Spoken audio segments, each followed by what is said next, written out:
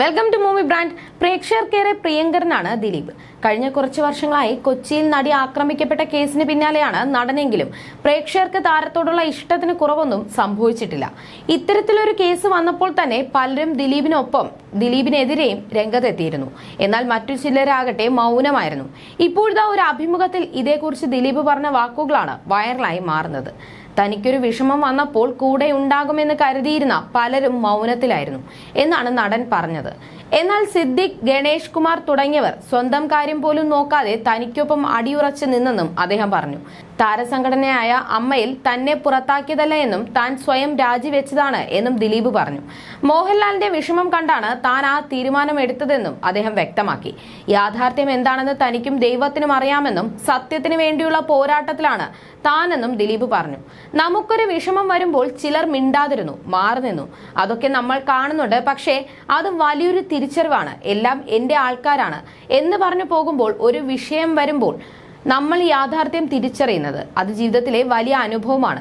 2020 ചെയ്തപ്പോൾ ഞാൻ കരുതി അതാണ് വലിയ എക്സ്പീരിയൻസ് എന്ന്. ഞാൻ എല്ലാവരോടും ഇപ്പോഴും ആ ഒരു രീതിയിൽ തന്നെയാണ്. കാരണം ആ ഒരു സ്നേഹവും ബഹുമാനവും ഒന്നും എനിക്ക് ആരോടും നഷ്ടപ്പെട്ടിട്ടില്ല. നമ്മൾ മനുഷ്യരാണ്. അപ്പോൾ ചില ആളുകൾ അവരവരുടെ കാര്യങ്ങൾ നോക്കുന്നു എന്നതാണ്. എല്ലാവരും ഒരുപോലെ ആകണമെന്നില്ല. അതിൽ നമുക്ക് പരാതിയോ പരിഭവമോ ഇല്ല. സത്യത്തിന് വേണ്ടിയാണ് ഞാൻ നിയമയുദ്ധം നടത്തിക്കൊണ്ടിരിക്കുന്നത്. എന്നിലൊരു സത്യമുണ്ട്. എന്താണ് യാഥാർത്ഥ്യം എന്നത് എനിക്കും ഈശ്വരനും അറിയാം. നമ്മളുടെ മനസാക്ഷിയോട് ബോധ്യപ്പെടുത്തുക എന്നൊരു കാര്യമുണ്ട്. അതിന്റെ പേരിലാണ് ഈ യുദ്ധം. സ്വപ്നത്തിൽ പോലും വിചാരിക്കാത്തവരാണ് എന്റെ കുടുംബം പോലും പാമ്പർ ചെയ്ത് നിർത്തിയത്. എടുത്തു പറയേണ്ട ആൾക്കാരാണ് സിദ്ദീഖയും ഗണേശേട്ടനും. അവർക്ക് ഏറ്റവും കേടുണ്ടാകുന്ന ഒരു വിഷയമായിട്ട് കൂടി അവർ ഒപ്പം നിന്നു. ചിലർ എന്താണ് സംഭവിക്കുന്നത് എന്ന് പോലും അറിയാതെ നിന്നു. ചിലപ്പോൾ മൗനം പാലിച്ചത് അതുകൊണ്ടായിരിക്കാം.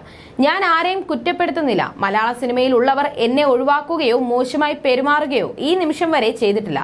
ഒരു സ്ഥലത്ത് ചെന്നാൽ അവഗണന നേരിട്ടിട്ടില്ല. ഇൻഡസ്ട്രിയിലെ ഏത് അസോസിയേഷനിലും എന്തെങ്കിലും വിഷയം വന്നാൽ എന്നെ കൂടി അറിയിക്കാറുണ്ട്. ഞാൻ ഇപ്പോഴും മിക്ക അസോസിയേഷനുകളിലും നേതൃസ്ഥാനത്തുണ്ട്. അമ്മയിൽ നിന്ന് എന്നെ പുറത്താക്കിയതല്ല, ലാലേട്ടൻ പ്രസിഡന്റ് ആയതുകൊണ്ട് മാത്രമാണ് ഞാൻ അതിൽ നിന്ന് മാറിയത്.